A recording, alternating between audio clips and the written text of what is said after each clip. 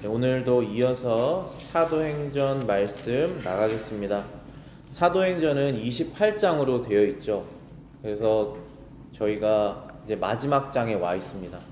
우리가 하나님의 사명을 따른다는 것, 여러분들 각자가 그리스도인들이 하나님의 뜻대로 우리가 살아가는데, 하나님의 뜻대로 사는 것은 기쁘고 영광스러운 일입니다.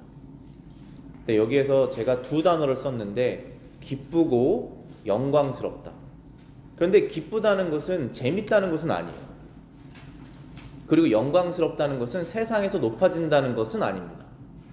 하나님의 뜻을 따른다는 것은 기쁘고 영광스러운 것이지만 늘 재밌는 것은 아니고 세상에서 높아지는 것도 아닙니다. 우리가 그 오해를 여기에서 정리를 하고 가야 돼요.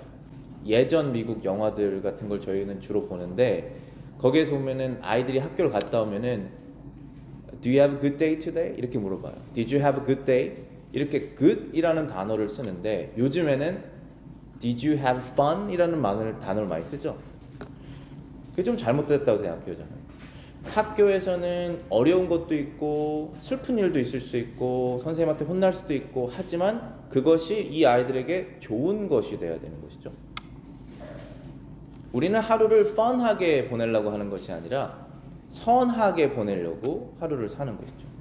하나님의 뜻을 따른다는 것은 기쁘고 영광스러운 것이지만 joyous하고 glorious한 것이지만 fun하거나 세상에서 높아진다는 것은 아닙니다.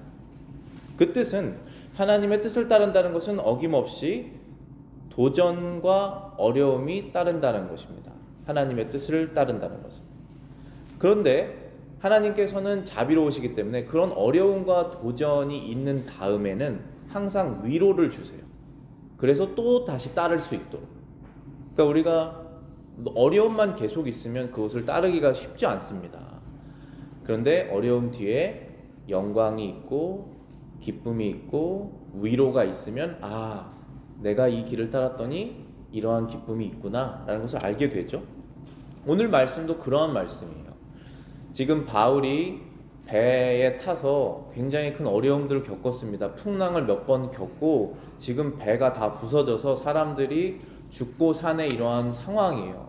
우리의 신앙이 그런 시즌을 겪을 때가 있습니다. 아, 이거 과연 가는 게 맞나? 이렇게 계속 노를 젓는데도 배는 가지 않고, 그런데도 하나님께서 가라고 하시고 중간에는 가기 싫고, 그런데도 계속 가야겠다라고 하는 마음은, 확신은 있고, 그래서 가고 어려움을 겪고, 그러다가 결국은 하나님께서 이제 날이 개게 하시고 이제 나가게 하시는 그러한 일이 있습니다.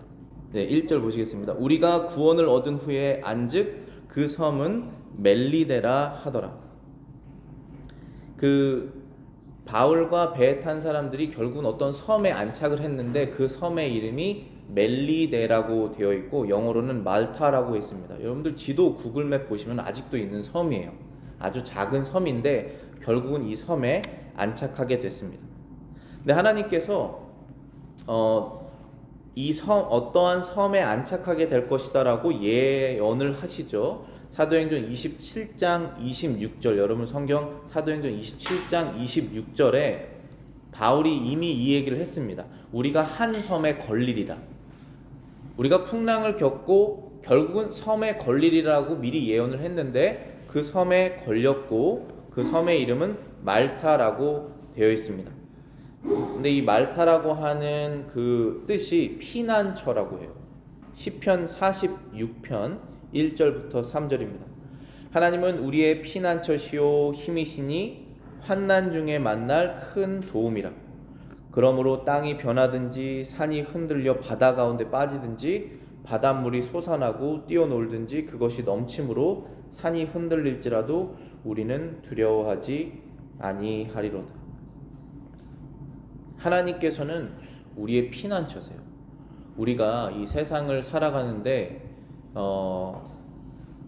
우리가 성인이 되면 부모님의 도움을 받지 않고 옆에서 같이 살지 않습니다. 그런데 우리 성인으로 다 사시는 여러분이시지만 만약에 여러분에게 하나님 아버지의 도우심이 없으면 얼마나 방황하고 살겠습니까? 우리는 하나님 아버지가 필요해요.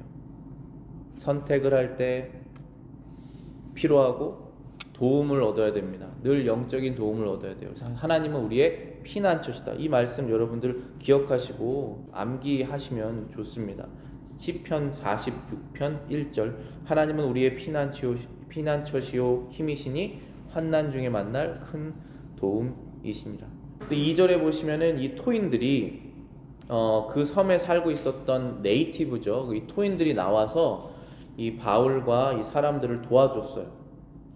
2절에 이런 뜻이 이렇게 적혀 있습니다. 토인들이 우리에게 특별한 동정을 하여 비가 오고 날이 참에 불을 피워 우리를 다 영접하더라. 그 섬에 살던 사람들이 특별한 동정이라고 쓰여 있고 영어 성경에서는 unusual kindness라고 되어 있습니다.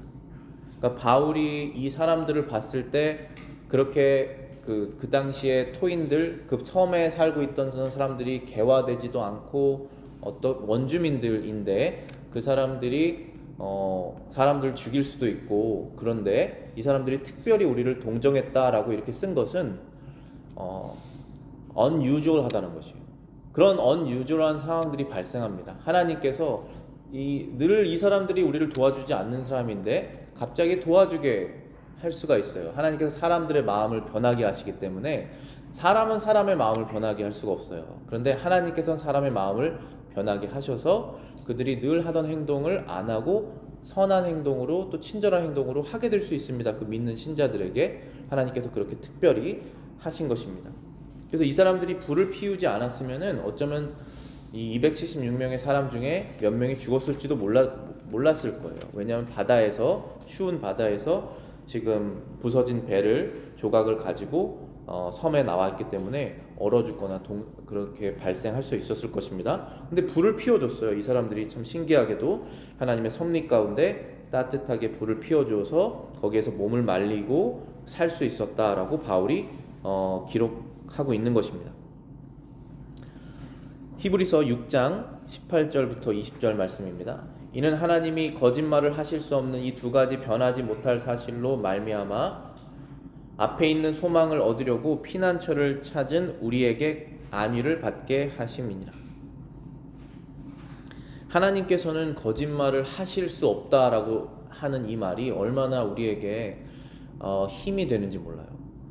우리는 거짓말을 안 하고 싶어도 순간적으로 거짓말을 하게 되고 또 거짓말을 마음속에 이미 작정하고 할 때도 있고 하지 않습니까? 그런데 하나님께서는 거짓말을 하실 수 없답니다. 근데 거짓말 할 수 있는 능력이 없다는 것이 아니죠. 여러분들도 다 아시잖아요. 우리가 그리스도 안에서 거듭나고 하나님의 자녀로서 살 때 거짓말 할 수 있는 능력은 있지만 하나님께서 그것을 싫어하시는 것을 알아서 거짓말하지 않기를 선택하는 것이죠. 이거 굉장히 심플한 것이지만은 하나님의 도우심이 있어야지 우리는 그 선택을 할 수 있습니다. 그런데 우리는 선택을 해도 실패할 때가 있어요. 선택을 안 할 때도 있고. 그런데 하나님께서는 거짓말을 하실 수 없다라고 되어 있습니다.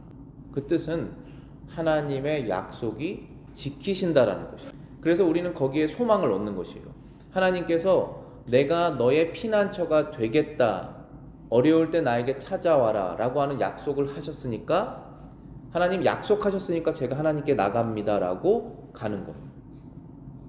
여기 히브리서 6장 18절에 피난처를 찾은 우리에게 큰 안위를 받게 하심이니라 라고 말씀하신 다음에 19절에 보시면은 우리가 이 소망을 가지고 있는 것은 영혼의 닷 같아서 튼튼하고 견고하여 휘장 안에 들어간다 라고 했습니다. 이 뜻을 여러분 잘 한번 잘 한번 살펴보세요. 무슨 뜻이냐면은 우리가 어떠한 소망을 갖고 있는데 이 소망은 영혼의 닷 같다. 닷이 뭔지 아시죠? 이 닷이 영어로는 anchor이라고 되어 있습니다.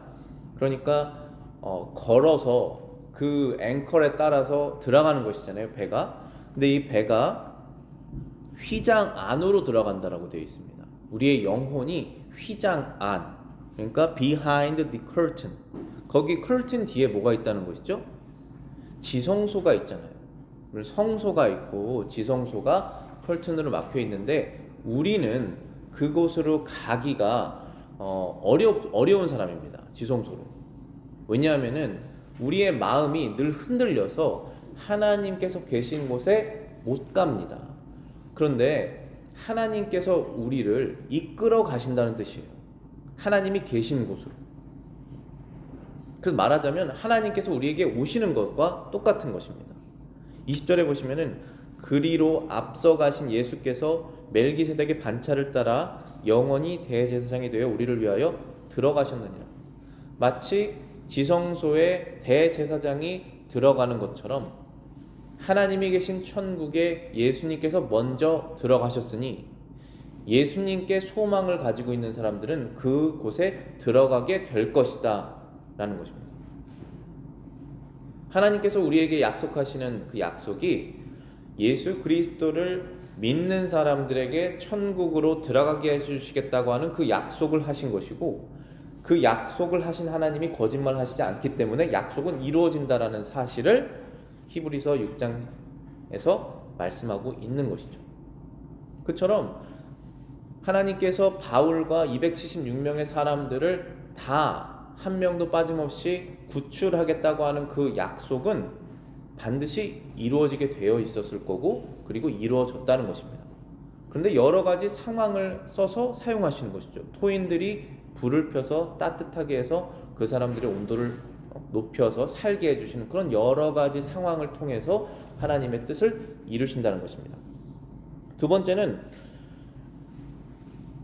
바울이 어떠한 위로를 또 얻게 됐느냐 하면은 하나님의 종으로 확증되는 위로를 얻었습니다. 그러니까 바울이 하나님의 말씀이 이루어질 것이다, 이렇게 될 것이다 라고 얘기했을 때 사람들이 믿는 사람도 있고 안 믿는 사람도 있어서 바울이 마음이 힘들었을 때도 있었겠지만, 결국은 사람들이 276명이 다 산 것을 통해서 바울이 위로를 얻었을 것이에요. 하나님께서 그 말씀 결국 이루셨지 않느냐, 사람들이 그것을 다 깨닫고 바울이 위로를 얻었을 것입니다. 또 하나 바울이 위로를 얻었던 그런 사건은 바울이 독사에 물리고도 죽지 않은 사건을 통해서 위로를 얻었을 것입니다. 왜냐하면 이것은 바울이 어떠한 신적인 존재에 도움을 받고 있구나 라고 하는 사실을 알려주고 있는 사실이기 때문입니다. 4절부터 6절 다시 한번 보시겠습니다. 사도행전 28장 4절부터 6절. 토인들이 이 짐승이 그 손에 달림을 보고 서로 말하되 진실로 이 사람은 살인한 자로다. 바다에서는 구원을 얻었으나 공의가 살지 못하게 하심이로다 하더니 바울이 그 짐승을 불에 떨어뜨림에 조금도 상함이 없더라. 그가 붙든지 혹 갑자기 엎드려져서 죽을 줄로 저희가 기다렸더니 오래 기다려도 그에게 아무 이상이 없음을 보고 돌려 생각하여 말하되 신이라 하더라. 바울이 그 뱀에 물렸을 때 이 섬에 살던 그 원주민들은 바울이 살인자라고 생각을 했어요. 그러니까 원주민들이 생각했을 때 바울이 간신히 바다에서는 살아났지만 공의가 그를 살지 못하게 했다. 여기에서 공의라고 나와 있는데요, 제 성경에서는 말 그대로 공의, 저스티스예요. 이 세상을 다스리시는 어떤 저스티스가 있는데 그 저스티스가 이에게 사형 선고를 한 것이다. 왜냐하면 독사가 물어서 죽을 것이기 때문에 우리는 이 사람을 오늘 처음 봐서 잘 누군지는 모르지만 분명히 살인자다 라고 생각했습니다. 근데 바울은 살인자가 아니었죠. 그리고 공의를 심판하시는 하나님께서 바울을 살리셨습니다. 이 하나님을 모르는 사람들이 왜 이러한 판단을 자꾸 틀리냐 하면은 하나님의 사랑을 몰라서 그래요. 우리가 하나님이 누구신지를 모를 때, 지금도 알아가는 과정이지 않습니까? 완전하게 모르지만 내 인생에 무슨 일이 일어났을 때 하나님이 누구신지 모르기 때문에 그 일을 잘못 해석합니다. 하나님이 얼마나 큰 사랑을 갖고 계신지 모르기 때문에 그 내 일이 해석이 안 되는 거예요. 여기 잠언 3장 11절부터 12절 보시겠습니다. 내 아들아, 여호와의 징계를 경히 여기지 말라. 그 꾸지람을 싫어하지 말라. 대저 여호와께서 그 사랑하시는 자를 징계하시기를 마치 아비가 그 기뻐하는 아들을 징계함 같이 하시느니라. 하나님께서 우리를 사랑하시면 그 사랑하시는 자에게 징계하실 수밖에 없습니다. 그래서 우리가 죄를 짓지 않고 살 수가 없기 때문에 하나님 앞에서 실수하고 죄 짓고 하는데, 그때 하나님께서 우리를 무시하시면 징계를 받지 않습니다. 그거는 참 슬픈 일이에요. 근데 하나님께서 우리를 사랑하시기 때문에 찾아오셔서 징계를 하십니다. 그러니 하나님이 너희를 징계하시는 것은 하나님께서 너희를 사랑하신다고 하는 증거이기 때문에 징계를 경히 여기지 말라, 싫어하지 말라라고 되어 있습니다. 경히 여긴다는 것은 무시한다는 것이에요. 우리 아이들이 이제 어렸을 때는 부모님을 순종하다가 머리가 조금 크면은 부모님이 말하는 걸 경히 여깁니다. 무시하는 거예요. 그걸 하지 말라는 것입니다. 우리가 이제 인생을 조금 살다 보면은 내 힘으로 모든 걸 다 할 수 있다고 생각했을 때 하나님께서 어떠한 말씀을 주세요. 상황으로든지 성경 말씀으로든지. 근데 그거를 무시하지 말라는 것입니다. 왜냐하면 하나님은 언제나 지혜로우시고 능력이 있으시고 우리를 사랑하시기 때문에. 그래서 여러분들이 하나님의 뜻을 따르며 사는 것은 기쁘고 영광스러운 것이지만 여러분들의 죄로 인해서, 실수로 인해서 어려움이 찾아올 수 있습니다. 근데 그것을 경히 여기지 말고 기쁘게 여기라는 것입니다. 그래서 이 불신자들은 논리가 이거예요. 하나님을 믿지 하나님이 아버지가 아니시고 누군지 모르기 때문에 잘못을 했으면 벌을 받고, 걸렸으면 벌을 받고, 잡혔으면 값을 치르고, 이렇게 되는 것입니다. 그런데 그렇게 되지 않아요. 하나님께서는 하나님의 뜻대로 지혜를 가지시고 하나님의 방식으로 일을 하십니다. 그래서 물렸으니까 살인자다, 이런 결론을 낸 것입니다. 근데 그렇지 않았죠. 두 번째, 하나님 믿지 않는 사람들이 하나님의 일하시는 방식이 이해가 안 되는 것이 또 하나가 은혜를 모르기 때문에 그렇습니다. 우리가 은혜라는 것을 알려면은 예수님을 반드시 알아야 돼요. 우리가 제일 이해가 안 되는 게 이겁니다. 저 사람이 잘못했는데 왜 내가 책임을 져야 돼? 이거 제일 싫어하지 않습니까? 그런데 예수님께서 하신 일이 딱 그거예요. 저와 여러분들이 하나님께 죄 지은 것을 아무 잘못이 없는 예수님께서 값을 치르신 것입니다. 그것도 자신의 목숨으로, 그것도 죄 없으신 분이, 그것도 하나님의 아들이신 분이. 우리는 그 사건을 이해하지 않고는 은혜라고 하는 단어가 이해가 안 돼요. 그래서 이 불신자들이 독사에 물렸으니까 저 사람 분명히 살인자다 라고 생각을 했는데, 우리 신자들이 하나님 말씀 잘 믿고 따르는 사람들이 세상에서 어려움을 당했을 때 두 가지 경우인데, 저와 여러분들이 하나님께 죄를 지었으면 하나님께서 그렇게 하지 말아라 하고 경고하시는 입장에서 우리가 어려움을 당할 수 있어요. 그런데 또 다른 것은 우리가 하나님께 특별한 죄를 지지 않았는데 어려움을 당할 때가 있습니다. 근데 그 어려움은 다른 사람의 유익을 위해서 당하는 어려움일 경우가 있어요. 그게 여러분들이 달갑지 않으실 수 있겠지만 그게 예수님께서 우리를 위해서 하신 일입니다. 그 방법으로 하나님께서 우리에게 일하실 때가 있어요. 근데 이것은 세상 방법으로는 이해가 안 돼요. 왜냐하면 공의가 뭐냐면 잘못했으면 값을 치르고 도둑질했으면 갚아주고, 이 방식이 공의지 않습니까? 근데 하나님께서는 은혜의 방식으로 일을 하시기 때문에 그렇게 일을 하시는 것이에요.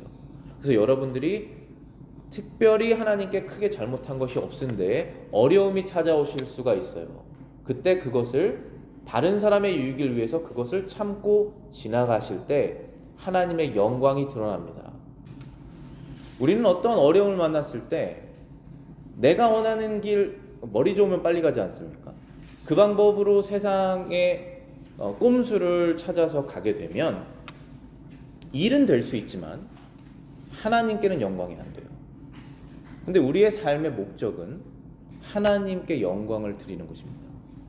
우리가 오늘 하나님의 천국을 가든 몇십 년 뒤에 가든지 간에 여러분들이 하나님의 뜻을 지키시다가 어려움이 찾아오실 때 두 가지를 생각을 하셔야 돼요. 하나는 내가 하나님께 어떠한 죄를 져서 하나님께 나한테 어떤 경고를 하셔서 어떤 걸 하지 말아야 되는가, 우리를 돌아봐야 되는 겸손한 과정이 있어야 되는 거고, 두 번째는 특별히 그런 것이 없다면 다른 사람의 유익을 위해서 내가 이것을 갈 수도 있겠구나라고 생각하시는 거예요. 그런데 불신자들은 하나님이 누구신지 모르기 때문에 이러한 논리가, 이러한 이해가 생길 수가 없는 것입니다. 그래서 결론을 내린 것이 저 사람은 살인자다. 첫 번째 결론을 내렸어요. 그런데 안 죽었습니다. 바울이 안 죽었더니 어떻게 생각했습니까? 아, 저 사람은 신이다. 이렇게 생각을 한 것입니다. 그게 세상에 이해하는 방법인 거예요. 여러분들 오해하지 마셔야 되는 게, 하나님께서는 모든 걸 아시고 계시고 하나님께서는 하나님의 뜻을 이루십니다. 근데 만약에 여러분들이 하나님의 뜻에 어긋나게 행동하시고 그러면서도 빨리 잘 되는 그런 상황을 겪으시면 오히려 두려워하셔야 돼요. 하나님께서 나에게 사랑을 거두신 것인가?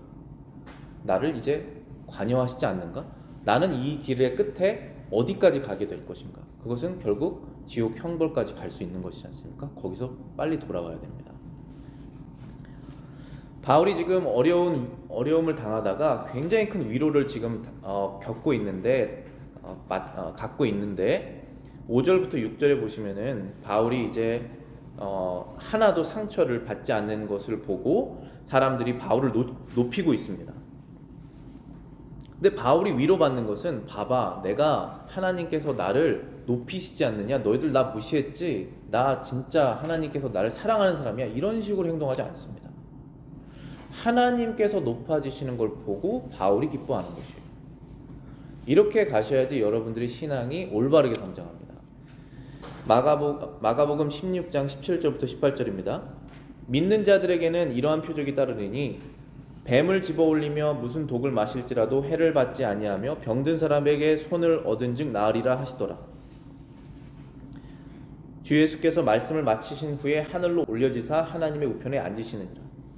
제자들이 나가 두루 전파하실새 주께서 함께 역사하사 그 따르는 표적을 말씀으로 확실히 증언하시니라. 자, 우리는 성경을 믿는 사람이에요. 성경을 믿지 않으면 하나님 믿지 않는 사람입니다. 근데 어떤 교회가 성경을 믿는다고 하면서 성경을 안 믿으면 그것은 가짜 교회죠. 예수님께서 제자들에게 너희들에게 표적이 따를 것인데 너희들이 말씀을 전할 때 기적을 행하게 된다.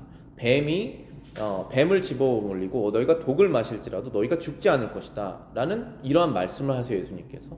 그리고 난 다음에 어떻게 되셨죠? 19절에 예수께서 말씀 마치신 후에 하늘로 올라가셨다. 지금 예수님께서 두 가지 우리 상식에서 벗어나는 말씀과 일을 하신 것이에요. 하나는 독을 마시면은 사람이 죽는데 독을 마셔도 죽지 않는다라는 약속을 하셨어요. 그게 첫 번째고, 두 번째는 예수님께서 제자들이 보는 앞에서 하늘로 승천하셨습니다. 이 두 가지를 성경이 말하고 있어요. 이 성경이 거짓말이거나 성경이 진짜거나 하죠. 우리는 성경을 믿습니다. 이 두 가지 사실이 사실이라고 믿는 사람들이 하나님의 자녀들이에요. 왜냐하면 아버지는 거짓말하지 않으시니까. 자, 그런데 예수님께서 하늘로 올라가시기 전에 왜 이런 말씀을 하셨을까 하면은, 이제부터 예수님께서 하신 말씀을 들은 이 제자들이 듣지 못한 사람들에게 이 말씀을 전해야 되는데, 전해서 믿게 해야 되잖아요. 예수님이 다시 오시기 전까지 하나님의 백성들이 다 구출을 받아야 되는데, 그러려면 이 사람들이 전하는 그 말에 권위가 있어야 돼요. 우리랑 똑같은 사람이고 똑같이 죄를 짓고 똑같이 실수를 하는 사람인데 그 사람의 말이 하나님의 말씀인지 어떻게 믿을 수 있냐라는 것입니다. 그래서 사용하신 방법이 뭐죠? 바로 표적이라는 것이에요. 20절에 보면은 이 말씀이 있어요. 제자들이 나가 두루 전파하실새 주께서 함께 역사하사 그 따르는 표적으로 말씀을 확실히 증언하셨다. 하나님의 말씀이 증언이 되는데 표적을 통해서 증언이 됐다. 무슨 뜻입니까? 그 기적이 일어났기 때문에 하나님, 이 사람이 말하는 그 말씀이 진짜라고 하는, 제 영어 성경에는 confirming, 확실히 증언됐다라는 것입니다. 하나님께서 증언하신 거예요. 이 사람의 말은 내가 전하려고 하는 나 하나님의 말이다 라는 것을 confirm 하기 위해서 sign을 사용하셨다는 것입니다. 기적을 사용하셨다는 것이에요. 이 말타 섬에서 바울이 독사에게 물렸는데 죽지 않은 것은 기적입니다. 기적이라는 것은 자연 법칙을 넘어선 초월적인 현상이에요. 그것을 하나님께서 사용하신 것입니다. 그 사용하신 이유는 뭐였죠? 마가복음 16장 20절에 써 있잖아요. 그 말씀을 컨펌하기 위해서, 바울이 말하는 말이 하나님의 말씀이라는 것을 증명하시기 위해서 이 기적을 사용하신 것입니다. 근데 지금은 기적을 사용하시지 않으시죠? 하나님께서 여러분들 여기서 독사에 물리시면 독사에 죽으실 것입니다. 그건 당연한 것이에요. 왜냐하면 하나님의 말씀이 다 이미 확증됐습니다. 어디 있습니까? 하나님의 말씀? 여러분들이 들고 계시는 성경 66권이 그게 하나님 말씀이에요. 더 이상 다른 말씀이 계시되지 않습니다. 더 이상 다른 기적이 필요 없어요. 그래서 그 기적을 중단하신 것입니다. 바울이 뱀에 물렸을 때 나 이제 죽겠구나라는 생각을 했을까요? 아니면은 나 죽지 않을 것이다 라는 생각을 했을까요? 후자입니다. 그것에 대한 해석을 칼빈이 이렇게 합니다. 그는 자기에게 주어진 하나님의 약속을 신뢰하고 있었을 뿐만 아니라 필요하다면 죽을 각오가 되어 있었기 때문이다. 바울은 지금 어디까지 가야 되냐면 로마까지 가야 됩니다. 하나님께서 너는 로마까지 갈 것이다 라는 말을 수차례 바울에게 하셨어요. 근데 지금 바울이 있는 이곳은 섬이고 이탈리아로부터 조금 떨어져 있는 작은 섬입니다. 그렇기 때문에 로마가 아니기 때문에 나는 여기에서 죽지 않는다라고 믿었을 거예요. 그런데 만약에 죽는다고 하더라도 상관없다 라는 생각까지 했었을 것이라는 것입니다. 왜냐하면 결국은 바울은 하나님의 일을 하기 위해서 존재하기 때문에. 여러분들은 왜 존재하십니까? 하나님의 영광을 위해서 이 삶을 사는 것이죠. 우리의 삶을, 우리의 인생을 하나님께 살아있는 제사로 드리는 것이죠. 그럼 여러분들의 삶이 오늘 맞춰지나 몇십 년 뒤에 맞춰지나 아쉬운 건 있겠지만 각오는 돼 있는 것 아니겠습니까?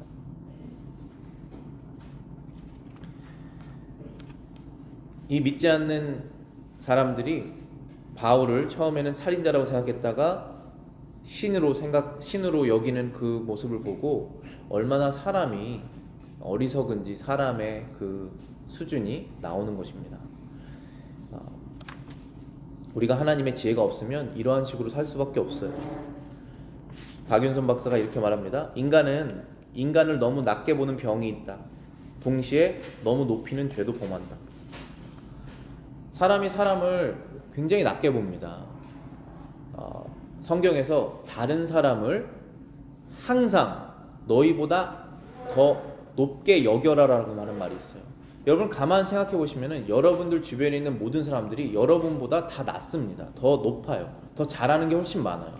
그렇게 생각을 하라고 말씀하셨습니다. 얼마나 사람들이 다른 사람을 보고 나는 저 사람보다 이건 잘해. 쟤는 이래서 안 좋아. 이거를 얼마나 많이 하길래 하나님께서 언제나 다른 사람이 너보다 낫다라고 여겨라고 명령을 하셨겠습니까?